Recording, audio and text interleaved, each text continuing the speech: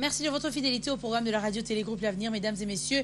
Certes, c'est déjà la fin de notre magazine, mais on ne va jamais se dire au revoir sans un deuxième sujet exploité aujourd'hui. Nous parlons de la culture. L'un de nous, Saint-Hervé Mbouyi, a écrit un grand reportage, un beau sur le sujet. Certains musiciens congolais font de l'obscénité un fonds de commerce. Dans Mots de Mœurs, l'Avenir, le journal L'Avenir. Saint-Hervé que nous recevons sur ce plateau. Bonjour. Bonjour Anadi. Alors comment vas-tu? Très bien. Saint-Hervé, saint pourquoi?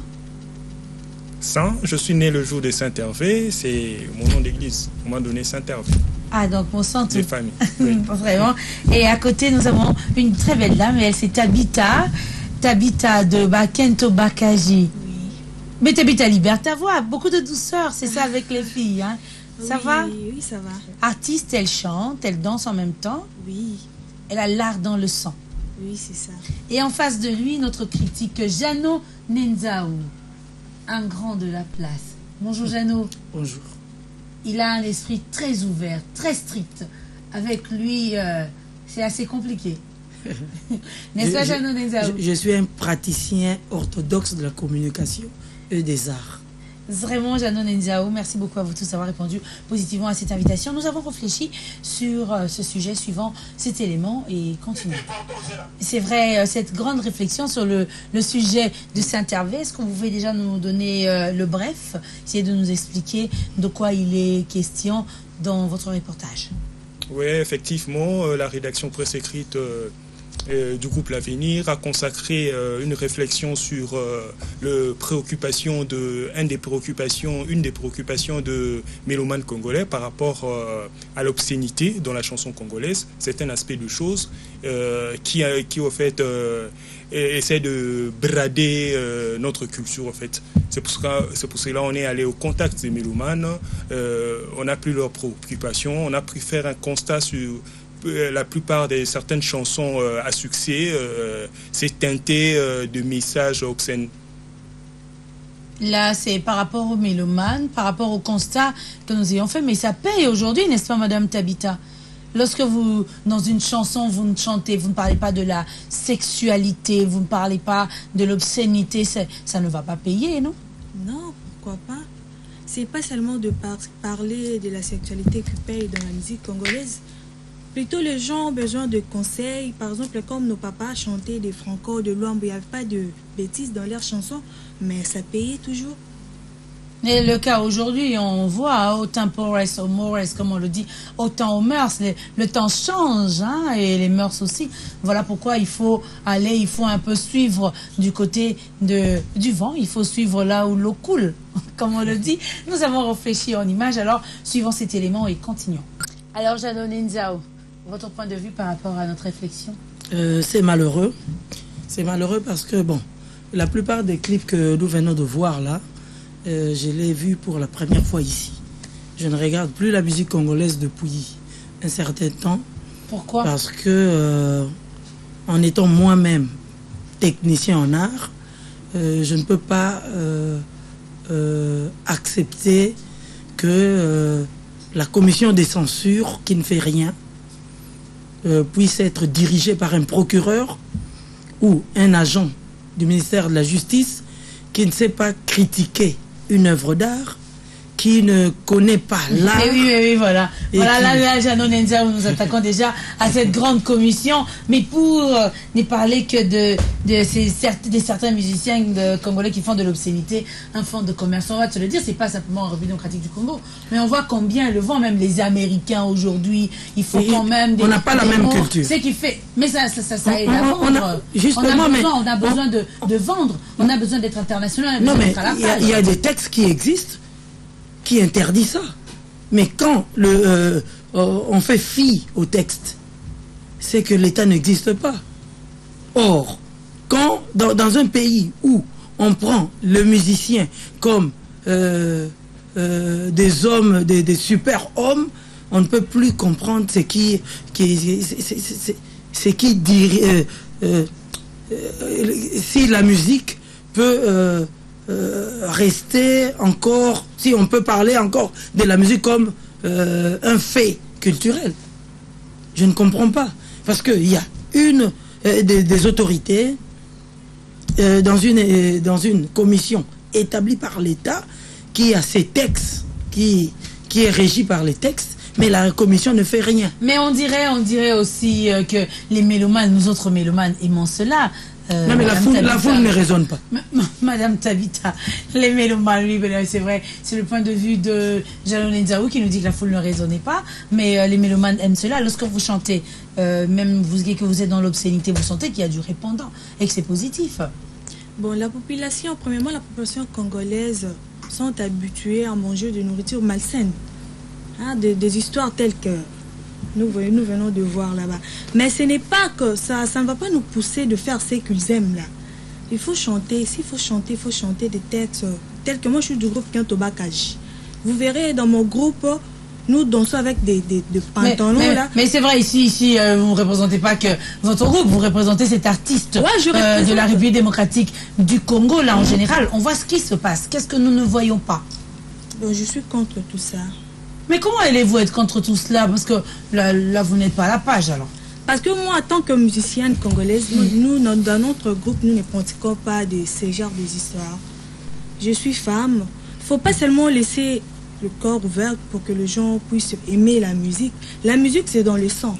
Quand vous chantez, les gens ont besoin d'entendre peut-être, par exemple, de conseils. Ce n'est pas le corps. Que de danseuse. Moi, je suis danseuse. Mais ça attire aussi, vous ne voyez pas, lorsque vous habillez, vous dansez étant habillé, comme moi maintenant, comme vous aussi, on va moins attirer. Et cela fera qu'on ait moins de recettes. Moins de recettes. Parce que lorsque vous dansez, lorsque vous remuez votre corps, on l'a si bien dit, avec vos corps et vos danses endiablées, cela attire. Il y a des gens qui viennent, surtout nos frères Louba, qui viennent, on verra combien il y aura des dollars ces jours-là, même les gens, l'Équateur ou partout, le quinoa, il aime ça.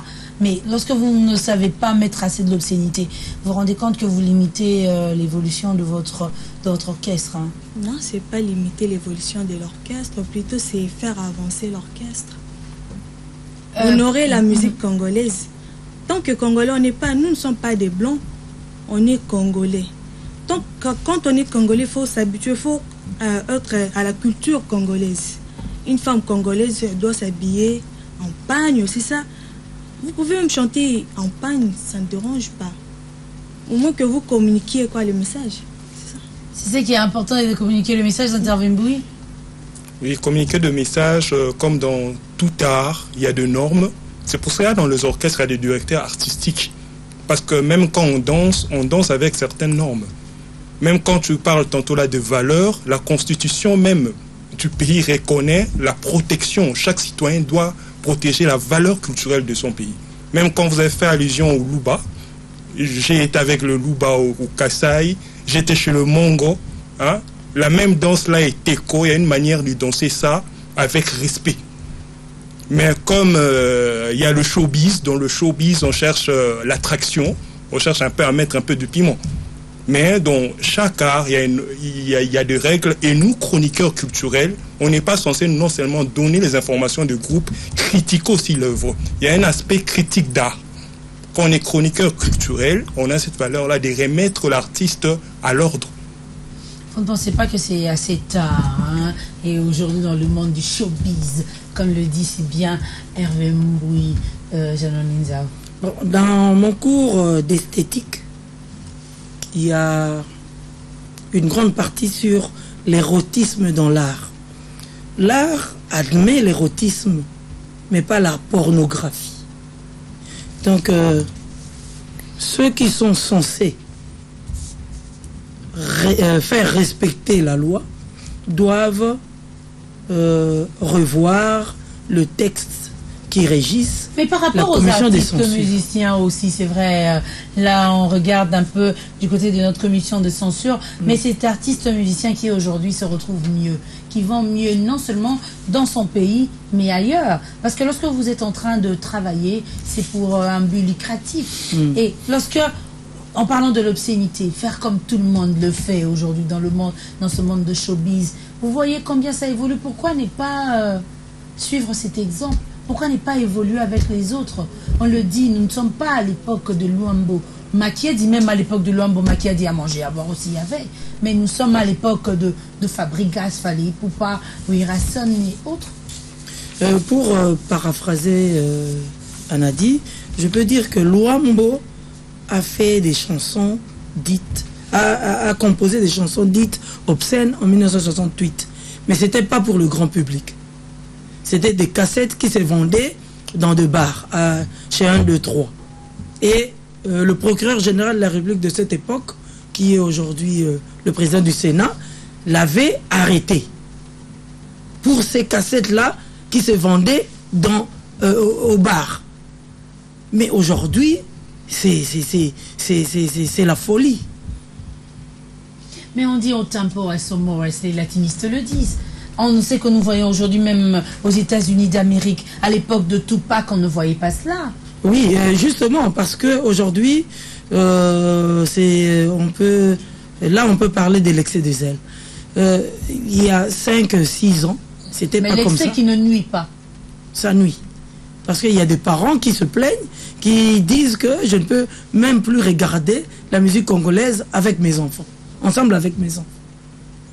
Et là, aujourd'hui, à l'endroit où on dit que de ce côté-là, il y a le média, nous autres qui entretenons, ces artistes. Justement, parce que le média aussi, bon, moi, je ne suis plus dans le média, je suis quelque part aujourd'hui, mais je crois que dans la plupart des médias sont dirigés par des commerçants au lieu de vrais directeurs de programmes, techniciens, raison pour laquelle nous avons ça. Parce que quand un musicien donne l'argent à un technicien ou à un producteur d'émissions, il lui donne l'argent pour qu'on fasse passer son truc. Ce n'est pas pour étudier le truc qu'on va lancer vers le public.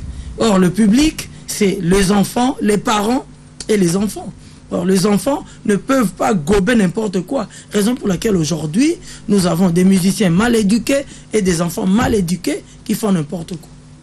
C'est un réel souci, n'est-ce pas, Madame Tabita? Oui, bien sûr. Mais comment pallier à cela? Est-ce que possibilité il y aura? Parce qu'on voit avec ce grand vent, on ne sait pas, vous ne pensez pas que c'est assez tard pour réfléchir sur le changement, disons le changement du fusil d'épaule? Non, c'est pas encore tard. C'est là, c'est la responsabilité du ministre de Culture et Art. Non, de la justice. De la justice aussi. C'est à eux maintenant de réfléchir, de décider sur ça. Nous, de musiciens, on est là. Mais vous avez déjà eu à offrir autre chose à la population. La population s'habitue, vous savez. On est déjà habitué à cela. Vous ne pensez pas que si vous décidez de changer, cela va nuire aussi de l'autre côté? Nous n'allons plus accepter ce que vous allez nous offrir. Non, ils vont s'habituer à ça. Mais ça va toujours prendre un temps et entre autres, cette musique... Bien sûr, ça prendra oui, bien sûr. Bien que malgré ça, ils vont seulement s'habituer. Excusez, Anadi. Bien sûr. Aujourd'hui, si vous vérifiez, même chez Fnac à Paris, vous verrez que c'est Franco qui vend beaucoup. Ce n'est pas nos musiciens là. Franco est décédé il y a près de 30 ans, mais c'est lui qui vend plus que les musiciens qui font qui nous présentent l'obscénité dans leurs chansons. Et dans l'industrie musicale Saint-Hervé, congolaise, les responsabilités sont partagées, n'est-ce pas? Effectivement. D'abord, au niveau de l'artiste lui-même, il est vrai, l'artiste est libre dans sa création, mais il doit toujours s'entourer d'une équipe de travail, un directeur artistique qui est censé avoir de maîtrise sur les normes d'art. On ne danse pas n'importe comment, comme dans la fête. Tu vois, un artiste qui présente une œuvre au public, il y a de normes. Il faut passer par l'INA pour connaître ces normes. Mais en dehors de ça, dans le cadre de notre pays, il y a eu des antécédents. On a vu Hélène avec Luambo, qui était à l'époque de Kengo Adondo, il était emprisonné pour Helena, qui se vendait même en cachette. Parce qu'on a senti dans ces mêmes pays, il y avait la rigueur de la loi. En dehors de ça, avec Nyo Kalongo et Jossa et Toutana, ils se sont retrouvés en justice pour ça. Donc pour cela, donc des responsables, même au niveau de chaînes de télévision, parce que je crois même le CESAC a une responsabilité Vous avez tantôt fait allusion aux États-Unis, mais dans le clip, il est marqué. On marque toujours moins de 16 ans, moins de 18 ans. Et les heures de diffusion sont bien calculées. Donc, à chaque palier, il doit avoir un peu filtré un peu ces œuvres artistiques. Et puis la mention enfant non admis n'existe plus dans notre pays. Or, quand on était petit, on mettait ça. Et puis, en dehors de la musique, ce que la presse fait passer comme théâtre. Justement, la question, pensez-vous que les journalistes et autres chroniqueurs culturels s'investissent assez dans la critique de ces œuvres? Non, ils sont faibles. La plupart sont payés par des musiciens. Moi, je peux critiquer. Je ne vais jamais chez des musiciens. Ils ne viennent pas chez moi. Je peux critiquer. Mais ceux qui vont vers les musiciens, demander les habits et l'argent pour la promotion de ces musiciens, n'auront pas la force de critiquer ou de dire la vérité sur ce qui ne va pas. Oui, par rapport à l'aspect de Jeannot, il faut un peu une certaine écart entre l'artiste et les chroniqueurs. Tu vois, on sent une certaine familiarité. Hein? On peut se retrouver dans un cabaret à Victoire, mais quand tu es sur mon plateau, je suis censé te remettre à l'ordre. Oui. Et vous pensez que c'est ce qui fait aussi que les artistes aujourd'hui aient cet excès de zèle? Oui. Croyez-moi, dans nos chroniques culturelles, quand on présente un album, on n'a pas ce temps-là de faire le critique de cet album, critiquer l'album.